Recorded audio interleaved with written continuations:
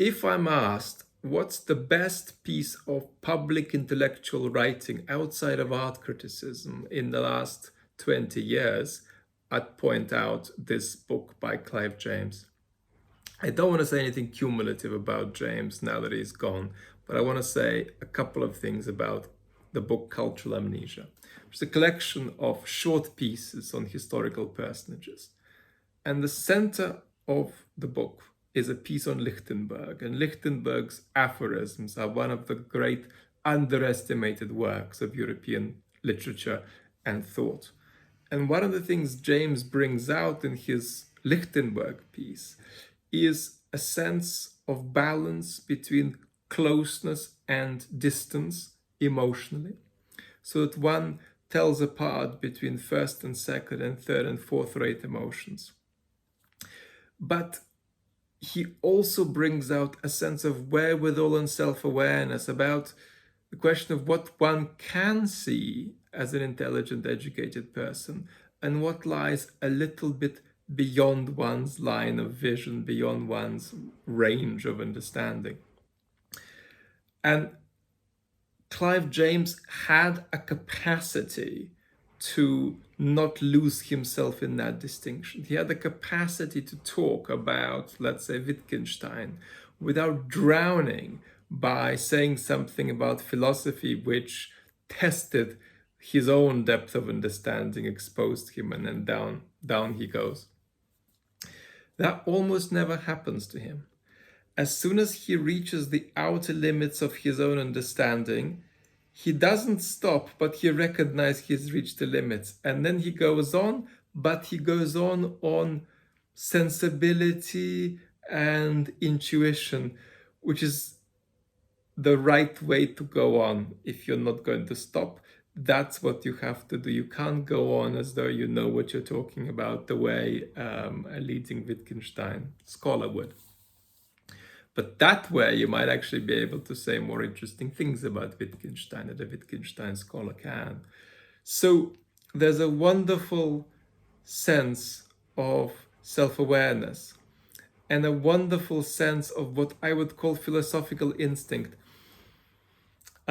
Because as much as philosophy is really the stuff of dinner table conversation, it's also something that is very, very difficult, not just because it's got some technical demands it makes. It's just difficult. It's just overwhelming in its imaginative and intellectual demands, and its demands for engagement and open-mindedness, and its demands for honesty, and its demands for not falling for the superficially reassuring. So you have to be very much a freak to do philosophy. And in that sense, Clive James wasn't a freak, but he managed to, as it were, stop when he needed to and then proceed on instinct. So without having great philosophical judgment directly, he had it indirectly, which is a very, very rare gift. He had the intuition for the right philosophical sensibility and even for the right philosophical view.